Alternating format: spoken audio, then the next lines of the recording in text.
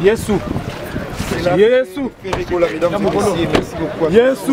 Merci beaucoup. À tous les Gaulois et Gauloises. Préso.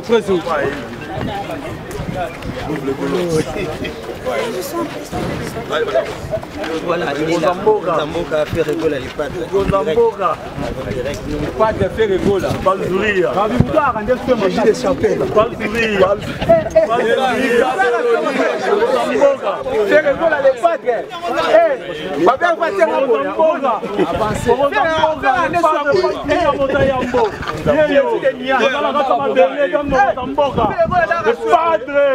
Le padre, pas le sourire.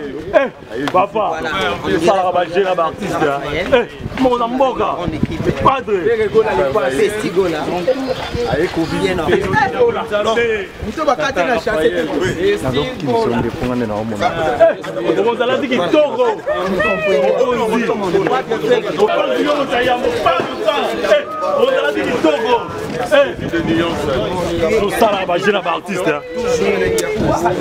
Papa, dans les serments Gaulois dit gladiateur, on a les padres. Ferrego la paldeyo, yeyo, Mozamboka yeyo. Papa, comment dit Sambwa? Mozamboka les padres. Dieu merci Mbading à sa place. On va toujours très bien habillé, n'a évité Wenge car avec ses ans à rater. Papa, moi mon bal c'est papa. Moi mon bal ça a été mais mon bal pas mon arrêt. Yewana. On fait la visite. On fait la visite. Soyez là, je vais payer la en tout cas, je vous dis Dieu merci Mbading à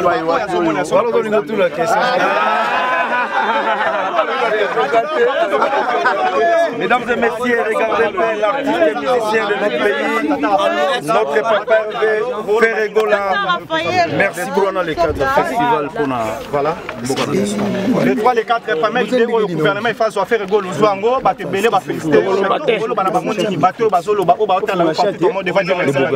Ça Ferregola. Tokolobate.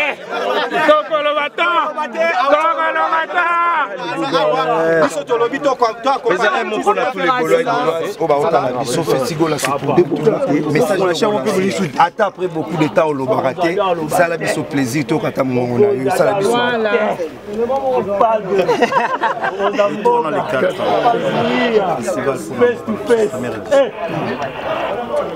Village artisanal, Batouba Obé tapé l'issue dans votre mémoire, on comprendre. Village artisanal, oh il est toujours là. C'est quoi l'idée, papa? Jésus! L'idée! On s'appelle la présence de la ville. Je pense que notre travail ensemble.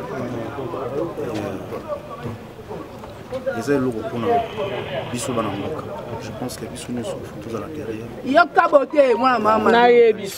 L'idée sans chirurgie. Je t'ai dit.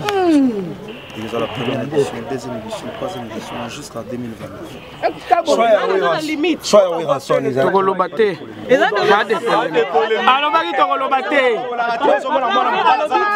but en 2029. Déjà, tu as le festival, ton truc c'est en 2029. Le mois où il y a On va faire en 2029.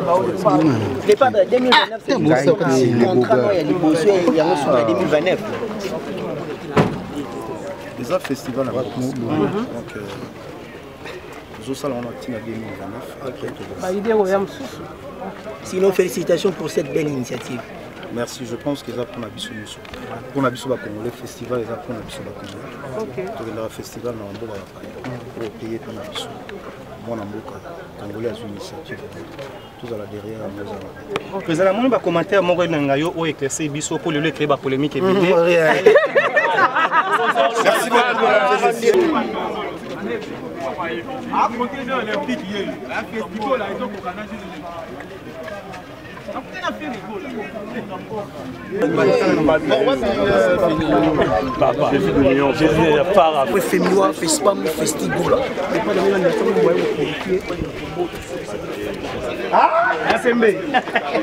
Voilà, on va continuer, mesdames et messieurs, avec tous les journalistes.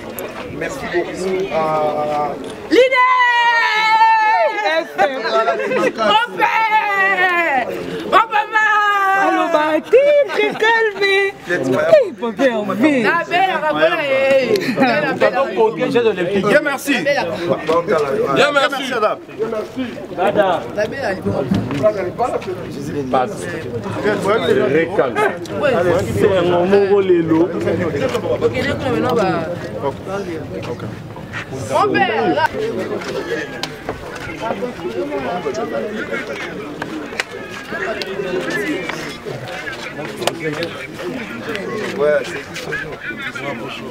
Ouais, merci beaucoup aussi à qui est sur notre trésorier. La fin, évidemment, il y a même trésorier à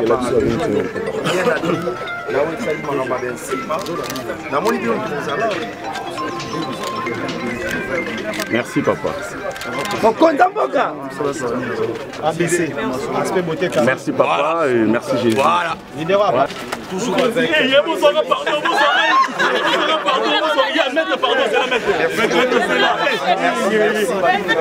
Mokonzi, le padre pas sourire. Merci Mokonzi. Mokonzi, c'est un plaisir à tout.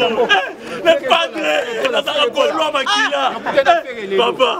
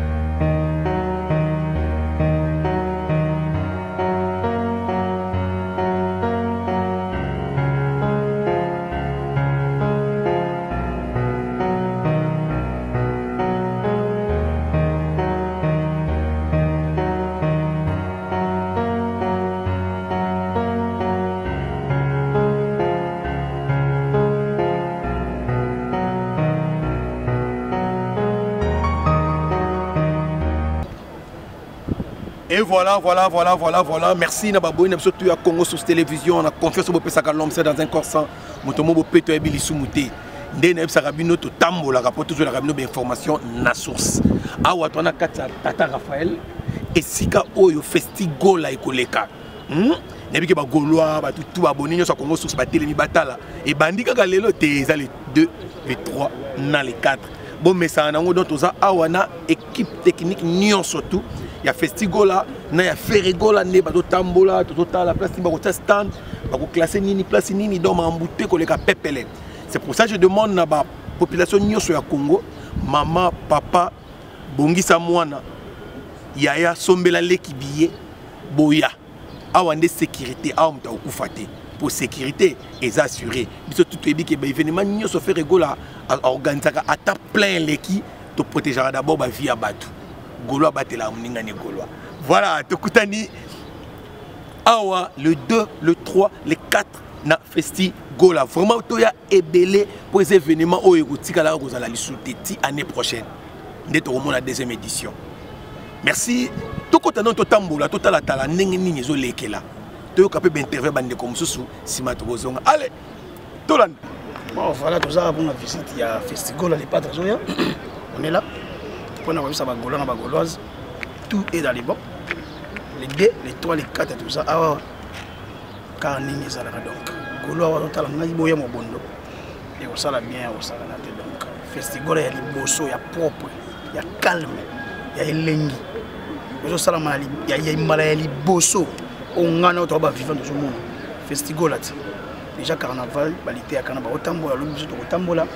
Nous bien avoir mon musique, une étape par étape. Mais semaine prochaine déjà vente physique, je vais dans tous les points. Il y a illico cash, je vais bien là. Afrique la routine d'un message pour battre. Il y a des gens qui sont bien à Bango, ils sont $5, $20, 100, 150, 200, 250 VIP. Village, festival, il y a exposition, il y a art. Donc, les artistes, ils ont des tableaux, il y a des soupes, il y a des penne, avec aussi ta peine à l'inganga, donc il y a des gens qui sont tout ça, il y a des gens quand on a visité le stade de Martin, on a visité. To Kombola, bon nsima bomona mobondo ekosala bien tozomona bino na mindele tongi toyeba mindele wana apport na bango eza nini koya kosala visite même les pas na zongo ntango kombekota na patrimoine immatériel ezalaki ya mindele ti donc festival oyo eza festival international de Kinshasa festigola oyo bamindele batie misu nango bayebi ke culture ya Afrique to pe ya Congo kotombwama mais à travers faire ebola na bainvito bakoya na bandeko bakobeta po festival ezalaka miroir oyo etekaka baartiste bayebani te baartiste oyo mpe bayebani bayaka koteka kombo ya festival po yebana lisusu na mikili ya libanda donc pour moi mindele bazaka lokola ngana yo yoza po noir bango baza po mindele wana donc voilà donc moi pour moi mindele ya esika oyo ayebi ke intérêt na ye yali ayebi ke intérêt ya culture yali intérêt ya musique ezali intérêt ya bato tu oyo bayokaka musique bato tu bayaka na festival donc moi pour moi mindele bayebi eloko ni baye bayebi ke intérêt na bango ezali intérêt mpe ya bacongolais yali donc en fait c'est un intérêt général est-ce que présence penda ya de la forêt ekozala po tomoni ye na affiche oui oui so déjà moni affiche oyo eza publié na bapage officielle ya artiste donc c'est que eloko eza officiel le roi de la forêt bomona ye na festival la les 2 les 3 bomona le roi de la forêt en tosenga na bana maison mais nde basoutenaka le roi de la forêt bazo babie na bango baya komona spectacle les pas da kosala ava moro te ava beta bato mosusu moro te baya bazo déjà spectacle esala bien merci go merci beaucoup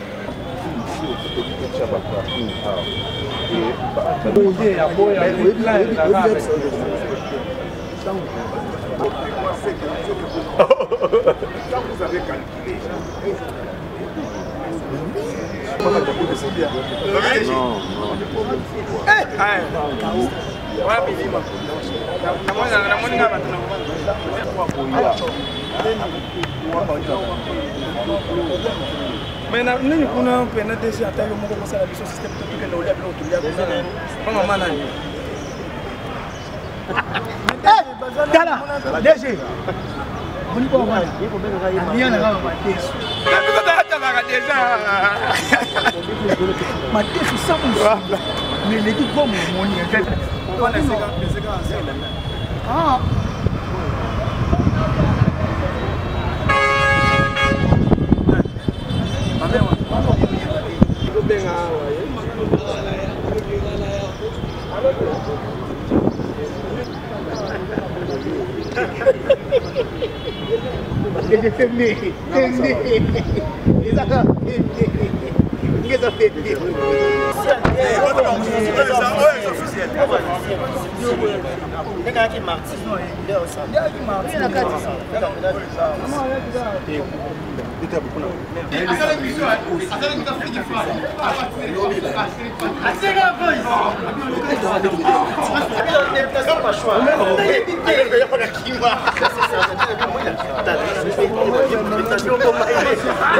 T'as déjeuné en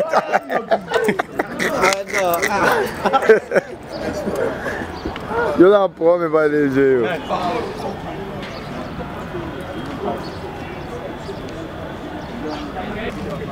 Je suis entièrement d'accord avec vous. Faut pas bien rapide. C'est que moi, j'ai pas ma sécurité. Ah, ok. Donc, j'ai la sécurité d'ici. Voilà. Donc, je suis obligé de m'appuyer sur eux. Moi, dans cet événement-là, je serai un régisseur complet. Okay. Et ce qu'il y a, c'est que si par exemple il y a un événement, ils m'appellent et je leur dis ce qu'il faut faire ou pas faire. Ah. Maintenant, la sécurité d'ici, moi, je ne la connais pas. Donc, je ne sais pas comment ils travaillent. Donc, je vais m'en apercevoir sur le tas. C'est là que je vais m'apercevoir comment ça travaille. Ce qu'il y a, ce qu'on veut, et c'est ce qu'on est en train de leur expliquer, c'est qu'on va essayer de faire à ce que les gens de sécurité ne se fassent pas acheter à l'entrée. C'est-à-dire que s'ils n'ont pas de billet, on ne veut pas qu'ils lui donnent par exemple un billet de 10 $ et tu rentres. Parce que pour l'organisateur, c'est une perte d'argent. Et en plus de ça, nous on paye un service de sécurité, mais on veut que le service de sécurité soit complet. Ok. Voilà, par rapport à votre croquis que vous avez tenu à la main là, est-ce qu'il y a des difficultés, bien des couacs par rapport à la présentation qu'on a fait? Non. Moi, ce qu'il y a, c'est que si j'ai le matériel, si j'ai le barriérage et tout ce qui s'ensuit, on va faire comme on fait à Paris. On a fait tous les plus grands événements à Paris. Hein. Moi, j'ai 2000 bonhommes en sécurité à Paris quand j'ai des gros événements. Donc, on va essayer d'avoir du matériel et tracer des barriérages dans tous les sens. C'est-à-dire que les gens, ils vont être déjà filtrés à l'entrée là-bas. Quand ils vont arriver ici, il va y avoir un deuxième filtrage et le troisième filtrage qui va se faire par le scan des billets. Voilà. Si ça se passe comme ça, on n'aura pas de problème. Voilà, et en plus de ça, J'ai Saïd qui est ma protection personnelle. Ok, Saïd, bonjour. Il se doit ban Mboka. Il y a le barmini. Il se doit pour nous protéger l'événement. Si on a le numéro 1 de sécurité, il y a pas. Et puis tous on a service à renseignement à la présidence. Dès que nous avons un site nabiso, tous on accompagner mon paya pour rapport à la mabete dans le banda Mboka. Il faut accompagner en matière de sécurité. L'événement les gars bien, bah on va sur rapport à bien. Et puis on continue la suite. Merci. Voilà. Merci beaucoup.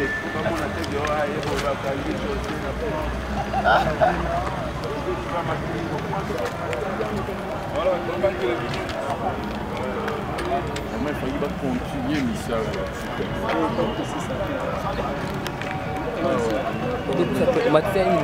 Automatique. Sans la chambre automatique. Automatique. Surtout manuel au raté. Nande to kita.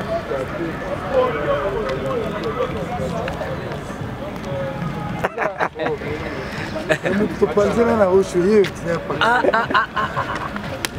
Hassan. Oh. Ça parle bien. Hassan.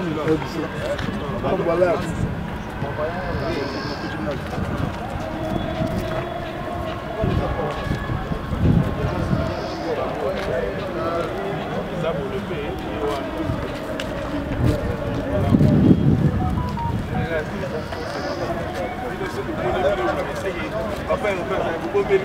Oh, vous avez pas.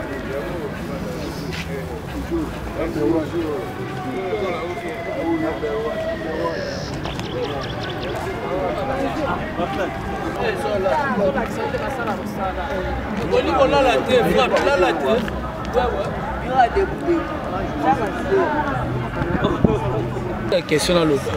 Bonjour. Bonjour. Visite à l'élo, tout le monde en avait, mais visite à l'élo. Bon, visite à l'élo, c'est par rapport à dispatching, par rapport à Ndeko, tout bataille, mon qui croquis à Festigola. Et puis, producteur, eu déjà ma décision, plutôt ma disposition à Bango, on a ingénieur au bazar déjà na Kinshasa par rapport il y a plan à Bango, on va présenter Bango il y a Stade Tata Raphaël, mais ce qu'on va moyen d'année va dispatcher en parking et Rozalawapi, village et Rozalamawapi, deuxième podium et Rozalawapi. D'abord monique. Baza accompagné na monsieur Leblanc au hasard on a bossani comme on a au monia mukuse wana monsieur José Lati noir wana donc hasard yene mutu hasard il aura chargé à sécurité à Adidas Arena donc hier soir il a travailler à retravailler à na sécurité na biso ya awa donc on va bazu ba sécurité à mikilité mais ba sécurité à biso ya awa ne ba représenter soit ba représenter société à gardiennage nini dans la police bien moura pour ba kosamana ko ba ba nene ya veiller de sorte que bateau ba roya na festival les 2 le 3 na les 4 base à la décision quoi ici téléphone ba logo telio ba peso bi monsieur Adida tu as fait tomber ton téléphone te donne et ça te que koti boye mo na ko ba tindi te mais question monsieur Yelingai Ibula balobi festival est-ce que réalité faire yemoko as un producteur nango yemoko a organisé yango to eza que batika kombo ya ferré eza ne ba producteur ne mutu basali événement bon que les musique taza parmi ba collaborateur parce que comme on est en la carte bodi bien festival donc eza parmi ba collaborateur ya festival donc c'est ça merci bande ko bazelara que non les 2 na les 3 na les 4 bon on a ne mu pepe kozala est-ce que confirmé ou Rosal oui c'est confirmé bon bon il y a aussi baton tine ba kité ko na banda ko na bango ba ti pas de la forêt na parler ba gene ko ça ni tourisme non ba gene ko sona de la finda ba sololi a signé maramuna tout bon mona ba surprise ou des belé ba surprise bâché et belé kala ming te za la dévoiler ba ndeko ba yaka belé ba sommane ba billet ba respecter au fond on ba grader à c'est $5 au sombi billet na yo na via Orange Money, Airtel Money, Afriman, Ozui, billet na bien hélico cash, aux vraiment mobile. Mais on monique, il faut équipe au et sillonner Tata Raphaël mobile, ba yeba, ba entrer na ba sortie. Pour bas en contrôle non. Il y aura aussi des serveurs, il y aura plutôt des caméras de surveillance où ils allaient contrôler mon toutou. Pour la gratuité, il faut télécharger compte skier. Roya awa. Quand tu as été gagné, tu as été sur puis on a beau. Pour être nebete, kunati. Ya mamute ba fongoli portail, vous bat ba kota bana 6h. D'abord respecter la norme. Au barope ça awa. Merci vous.